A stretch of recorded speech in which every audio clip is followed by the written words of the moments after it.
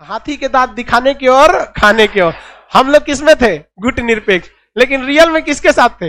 रूस के साथ। एयरफोर्स को पास में रखे रहिए, जहां लड़ाई हो रहा है ना वहां से 100-200 किलोमीटर दूर रखिए। अब मेन स्ट्राइक में तबातोड़ मार के चली जाती है वो। आओ ससुरा, दूसरे के खेत में लड़ाई होगा, जीत गए तो वो फायदा, खेत जरल तो उसका। इस बीच कहा जाता है देहात में ना रोए के रहनी तले अखिए खुदा गई। चेन्नई में मैच होने वाला था, श्रीलंका के खिलाड़ी आने वाले थे, विरोध कर दिया सर, श्रीलंका के खिलाड़ी नहीं खेलेगा सब। अमेरिका खूब खुश हो गया, वाह अगर यहाँ हमको सेना का अड्डा मिल जाए एकरा तो कूच देंगे हम, एक श्रीलंका में से यही भगाया था और कूच देंगे। यहाँ से नेपाल इसको चाइना को बड़ी मजा ले रहा था, तोरो कूच देंगे। उधर अमेरिका बोल रहा है एयरपोर्टवा बनाए, ठेका चालू करें, का भाग तुम यहाँ से, तुरंत भाग, छोटा कहीं का तोरे चक्कर में यहाँ सब हो रहा, हम नहीं समझ रहे। यहाँ पे 46 साल तक चलने वाला ये सबसे जबरदस्त युद्ध था, शीत युद्ध। इस शीत युद्ध में एक भी गोलियां नहीं चलाई गई थी, डायरेक्ट ये युद्ध चल रही थी अमेरिका और यूएसएसआर। उस समय सोवियत संघ नाम था इसका, उस समय 15 देश थे सब, इसका नाम क्या था? सोवियत संघ, जिसे अभी आप रूस देख रहे हैं। इन दोनों के बीच में भीषण युद्ध को क्या कहा गया? शीत युद्ध। इन दोनों ने आपस में एक भी गोलियां नहीं चलाई, एक भी गोली नहीं चलाई, लेकिन पूरी दुनिया में लाश का ढेर बिछा के रख दिया, पूरी दुनिया में कटवा के रख दिया शीत युद्ध के चल। अमेरिका चाहता था कि पूरी दुनिया उसके फेवर में रहे, उसके हिसाब से काम करे। रूस चाहता था कि पूरी दुनिया उसके फेवर में रहे, उसके हिसाब से काम करे। तो एक ये हो गया और एक ये हो गया। इसे कहा गया पहली दुनिया। जो देश अमेरिका के साथ थे उन्हें क्या कहा गया? पहली दुनिया। और जो देश रूस के साथ थे उन्हें क्या कहा गया? दूसरी दुनिया। और इसी पहली दुनिया के चक्कर में, दूसरी दुनिया के चक्कर में पूरी दुनिया तबाह हो गई। जो गया अमेरिका के फेवर में उसको रूस धो देता था, डायरेक्ट अमेरिका को नहीं धोता था, जो गया उसको धो देता था। और जो रूस के फेवर में गया उसे अमेरिका धो देता था। जैसे आपको एक एग्जांपल देते हैं, आपका यहां देखिए इराक, कौन देश? इराक, सीरिया, ये किसके फेवर में थे? सब रूस के फेवर में। अमेरिका यहां विद्रोह खड़ा करा के धूर दिया किसको? इन लोग को। आप बताइए क्या अमेरिका ने रूस में एक को गोली चलाया? क्या रूस ने अमेरिका पे चलाया? सद्दाम हुसैन चल गए। क्या हमें पहली दुनिया में जाना चाहिए कि दूसरी दुनिया में? ये समस्या भारत के सामने थी उस समय जब देश आजाद हुआ था और अंग्रेज हमें अंधेरी गली के मुहाने पे छोड़ के चले गए थे, जहां पता ही नहीं था कि कैसे क्या चीज चलता है। हम लोग यहाँ तो राजतंत्र था, उसके बाद अंग्रेज आए, सब लोकतंत्र पता ही नहीं था। बहुत सारी चीजें सिखा के भी गए थे अंग्रेज, क्योंकि हम लोग को सुप्रीम कोर्ट की स्थापना नहीं करनी थी, सारा सिस्टम पहले से था, संसद क्या होता है सब पहले से था, तो हम लोग को तो मिल गया। लेकिन जवाहरलाल नेहरू के सामने सबसे समस्या थी, ये जवाहरलाल नेहरू के समय का सबसे अच्छा स्टेप था, गुट निरपेक्ष। क्या था? गुट निरपेक्ष। हम किसी दुनिया में नहीं रहेंगे, हम लोग एक अपनी दुनिया बसाएंगे। समझा गया कि नहीं? हम लोग क्या करेंगे? एक अलगी दुनिया। अलगी दुनिया का नाम रह गया तीसरी दुनिया। कौन सा दुनिया? तीसरी दुनिया। इस तीसरी दुनिया में जवाहरलाल नेहरू अकेले पड़ गए थे, इसलिए उन्होंने क्या किया कि भारत से तो जवाहरलाल नेहरू ही नेतृत्व कर रहे थे। अब जैसे मान के चले विदेश में जाएंगे तो नरेंद्र मोदी माने भारत हो जाएगा, समझा रहा है कि नहीं? तो जवाहरलाल नेहरू यहां से किए, मिस्र को कहें कि देख भैया तू बर्बाद हो जाएगा, तू मेरे साथ है, और इंडोनेशिया को अपने साथ ले लिए और यूगोस्लाविया को अपने साथ ले लिए। 4 गो देश के प्रधानमंत्री, 4 लोगों का ग्रुप बनाया। कौन सा ग्रुप? 4 लोग। याद रखिए भैया, गुट निरपेक्ष non aliasing movement, non aliasing movement 1961, non aliasing movement 1961। हम किसी भी गुट में नहीं है, इसे कहा गया गुट निरपेक्ष। कौन सा? गुट निरपेक्ष। गुट निरपेक्ष आंदोलन 1960 से 61 का सबसे बड़ा आंदोलन था। कब चालू किया गया? 60 से 61 के बीच में। गुट निरपेक्ष आंदोलन किसने चालू किया? जवाहरलाल नेहरू। इन्होंने कहा कि हम किसी भी गुट में नहीं रहेंगे, क्योंकि गुट के चक्कर में हम बर्बाद हो जाएंगे। अब बताइए, अगर ये आंदोलन अकेले नेहरू चालू किए रहते तो दिक्कत हो जाता भाई, अकेले सबके निशाने पर हम आ जाते कि ढेर होशियार बन रहा है, क्या पता ब्रिटेन से आजाद होकर अमेरिका या फ्रांस रूस के गुलाम हो जाते, और हो जाते तो कोई बहुत बड़ा बात नहीं था। आज भी हम लोग रूस और अमेरिका के इतना पावरफुल थोड़े हैं आज के वक्त में भी, उस वक्त की तो बातें छोड़ दीजिए। तो नॉन एलाइजिंग मूवमेंट चालू कर दिया गया, हम किसी भी गुट में नहीं है। इसे कहा गया तीसरी दुनिया। कौन सी दुनिया? तीसरी दुनिया। इसी को कहते हैं दक्षिणी दुनिया। कौन दुनिया? दक्षिणी दुनिया।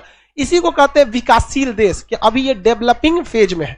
तो डेवलपिंग फेज होने की वजह से चक्कर पकड़ नहीं करना चाहिए। तो जवाहरलाल नेहरू ने क्या चालू कर दिया? गुट निरपेक्ष। और भारत किसी भी पक्ष में नहीं गया। लेकिन एक बात पता था भारत को कि हमेशा कोई ना कोई ऐसा शक्तिशाली आदमी से पहुंच बनाए रखो कि जरूरत पड़ने पर वो काम आ सके। तो चुपके से समझौता किससे हो गया था? रूस से, कि भैया हम लोग कभी कभी भाई भाई की तरह रहेंगे, लेकिन दुनिया के सामने क्या रहेंगे? गुट निरपेक्ष। हाथी के दांत दिखाने की और खाने की ओर। हम लोग किसमें थे? गुट निरपेक्ष। लेकिन रियल में किसके साथ थे? रूस के साथ। लेकिन हमारी नीति हमेशा स्वतंत्र रही थी। ऐसा नहीं था कि रूस ने जो बोल दिया हम वही करेंगे। हम लोग अपना सोच समझ के रखते थे। इस बीच में रूस के साथ एक दगाबाजी हो गई। प्रकृति ने धोखा दे दिया रूस को।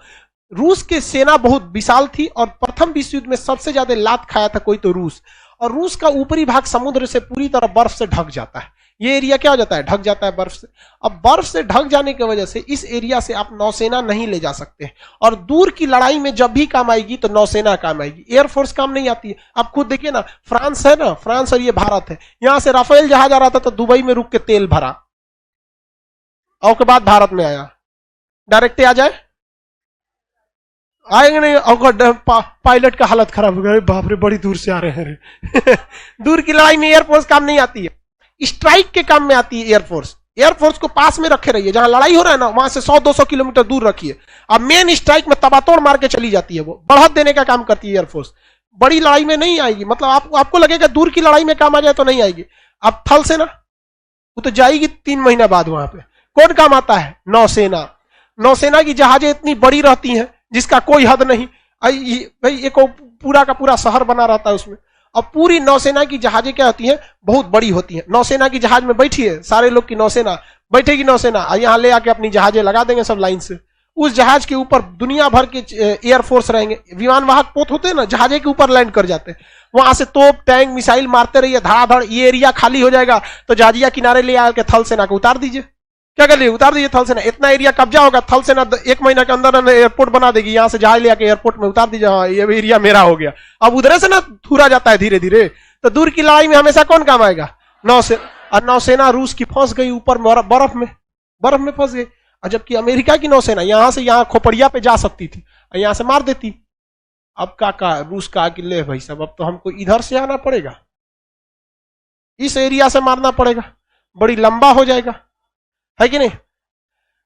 अमेरिका दिमाग लगाया कि इधर कहीं अगर हमको एक ऐसा सेना का अड्डा मिल जाए जहां से हम पता कर ले कि कितना जहाज निकली है सब इधर से, तो यहां हम पहले से तैयारी में बैठल रहेंगे।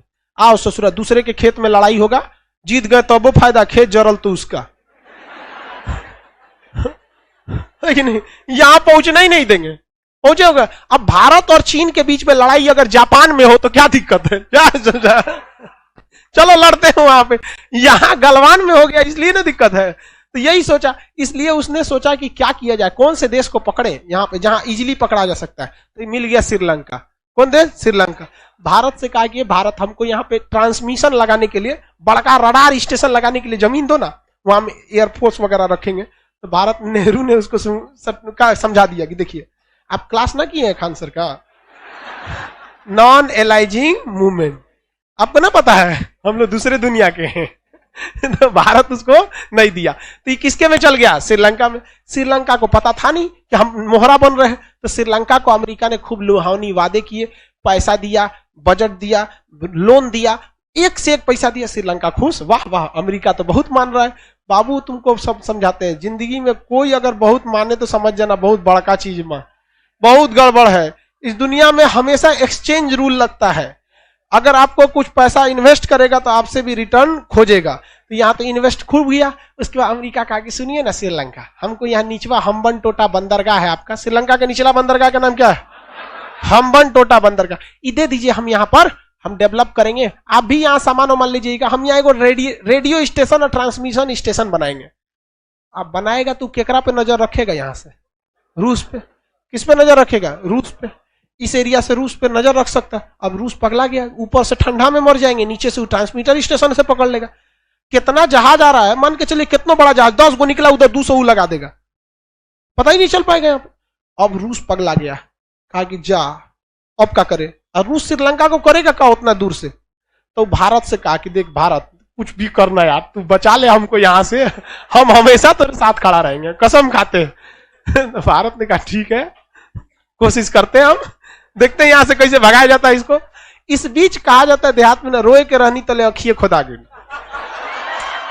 अब जबरदस्ती आदमी रोने वाला रहे, आंख खुदा जाएगा, मजे आ जाएगा, वो सोचा आधा घंटा रो देगा, है कि नहीं? बस इसी में हो गया। श्रीलंका में ना एक विवाद हो गया। श्रीलंका में एक व्यक्ति था जिसका नाम था प्रभाकरण। क्या नाम था? प्रभाकरण। प्रभाकरण श्रीलंका में बहुत ही प्रभावशाली था और वो बेसिकली तमिल था। क्या था? तमिल। अब हम दूसरा नक्शा बना देते हैं जिसमें श्रीलंका को आपको बड़ा करके दिखाते हैं। ये भारत है, भारत का ये एरिया कौन सा है? तमिलनाडु। कौन जगह है? तमिल। इसके नीचे का ये एरिया कौन सा है? श्रीलंका। श्रीलंका का ये एरिया में तमिलों की संख्या बहुत ज्यादा थी। तमिलों की संख्या क्या थी? ज्यादा थी। ये सोचो इसमें तमिल बहुत ज्यादा था सब। अब इसमें प्रभाकरण जो था उसको भारत सरकार से थोड़ा हिंट मिल गया, ये कहने लगा कि हमको अलग करिए, अलग देश।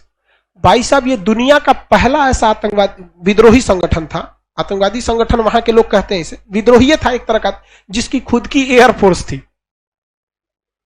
अब बताओ भारत में नक्सलाइट है सबकी? नहीं है, बंदूकें लेके ना घूमते से। क्या होगा जिस दिन एयरफोर्स लेके घूमेंगे से, हेलीकॉप्टर लेके, हट जाओ इधर खाली करो, धक धक धक धक धक धक, नक्सलाइट आए। सोचा हम लोग की सेना कभी इस तरह नहीं की है। अगर ये इस तरह करने लगे सब तो क्या होगा? इसके पास अपनी क्या थी? एयरफोर्स, अपनी नेवी खड़ा कर लिया, अपना हथियार पूरी तरह खड़ा कर लिया। सपोर्ट किधर से मिल रहा था? भारत। अब भारत किस उम्मीद में कर रहा था? रूस। एक बार अगर बचा लिए रूस को ना तो जिंदगी भर रूस हमारे काम आएगा। आज भी रूस भारत के लिए खड़ा रहता है, देखते हैं कि नहीं? चाइना हो जाए, अमेरिका हो जाए, सबके लिए खड़ा रहता है, क्योंकि भाई दोस्ती निभाए थे हम लोग भी यहाँ पर। तो भारत सरकार ने भी बहुत हेल्प किया। ये हमारी सबसे बड़ी विदेश नीति में एक तरह से कहिए हमारे ऊपर भी दाग है। लेकिन हम आपको क्या बताएं, अंतर्राष्ट्रीय संबंध में कोई किसी का दोस्त नहीं, कोई किसी का दुश्मन नहीं। हम लोगों ने क्या कर दिया? चढ़ा दिया यहाँ पर इन लोग को, प्रभाकरण को।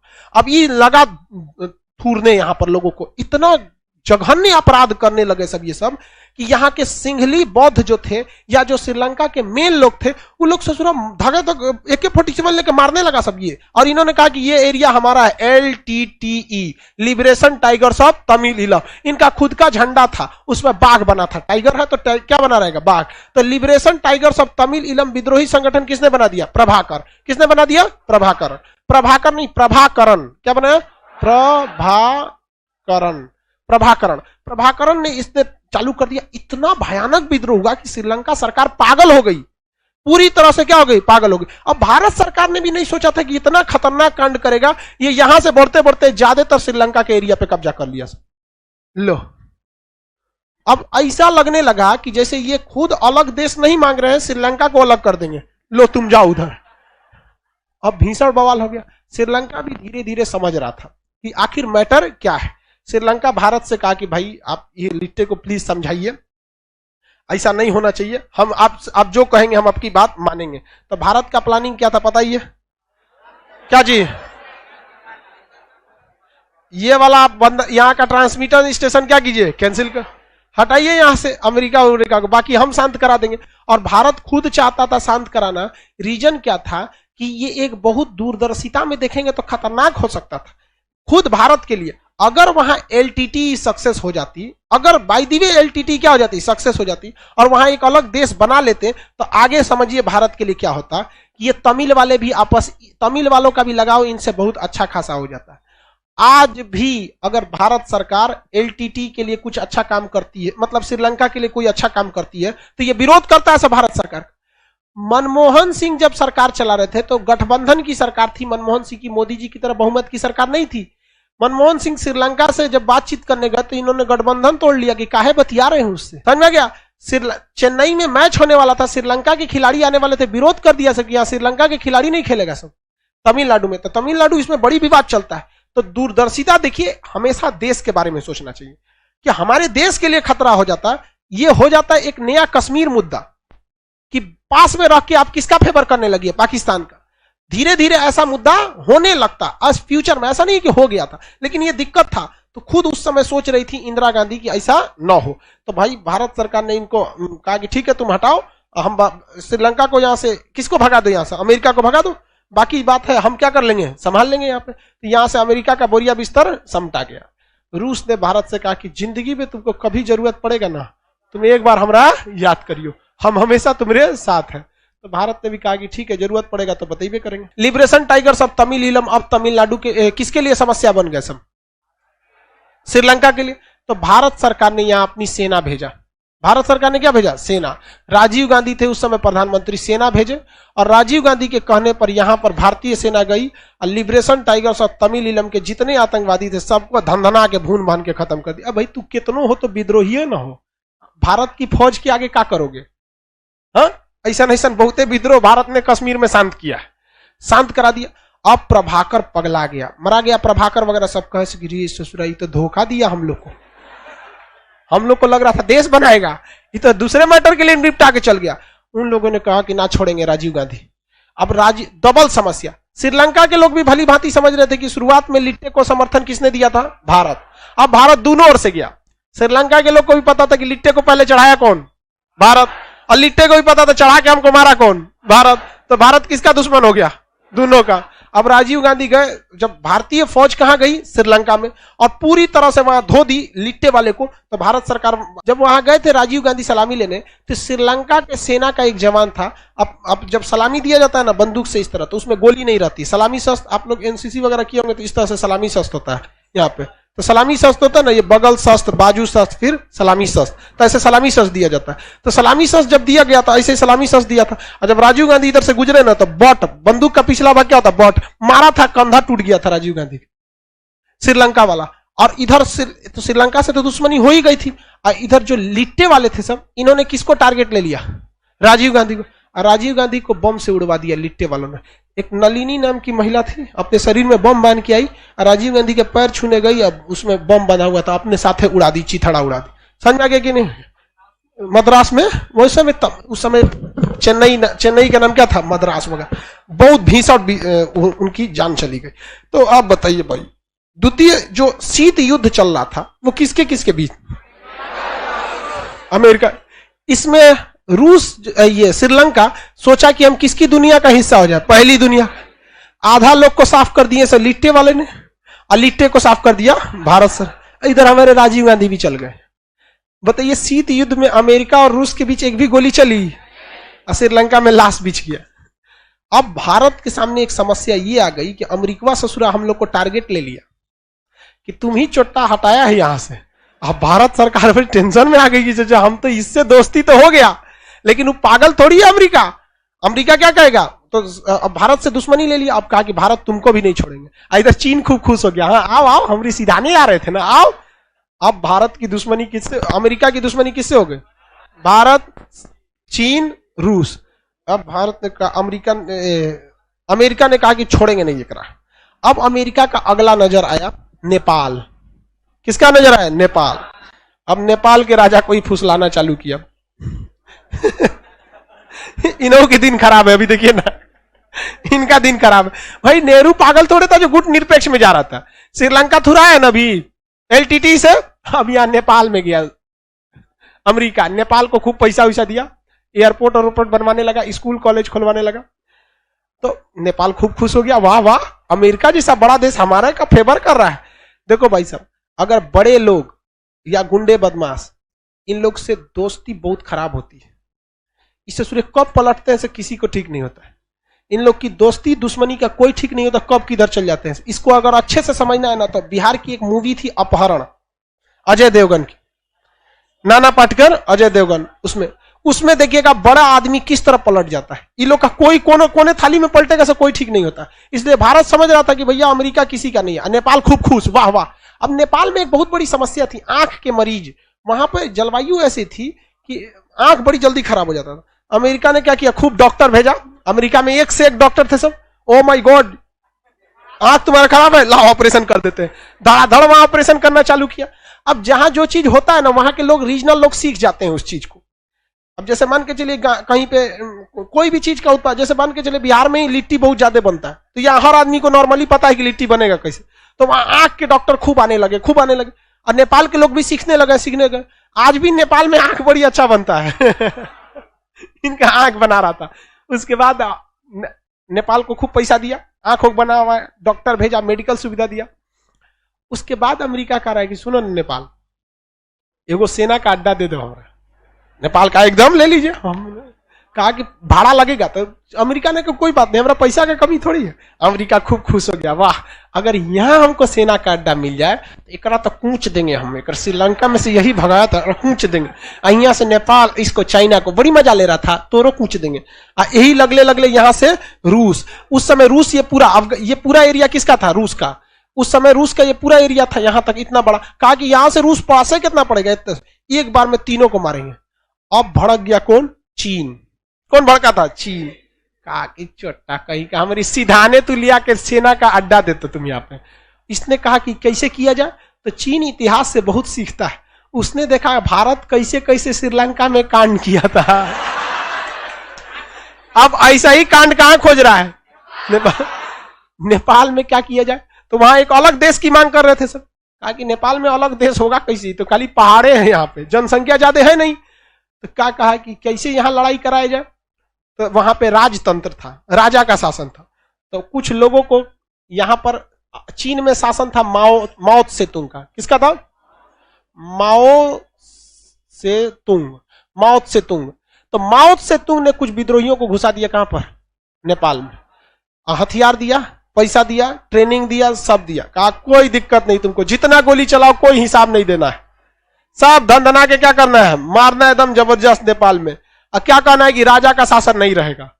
रजवे ना एयरपोर्ट दे रहा है रजवे को उखाड़ फेंको यहाँ पे। अब उससे सोचो माओ के कहने पे घुस गया सब माओवादी। कौन घुस गया? सब माओवादी। अरे भाई साहब, नेपाल को इतना धो दिया सब कि अगले 18 से 20 साल तक नेपाल माओवादियों से लड़ता रह गया। गृह युद्ध फंस गया। उधर अमेरिका बोल रहा है एयरपोर्टवा बनाए, ठेका चालू करें। का भाग तुम यहां से, तुरंत भाग, छोटा कहीं का तोरे चक्कर में यहाँ सब हो रहा, हम नहीं समझ रहे यहाँ पे।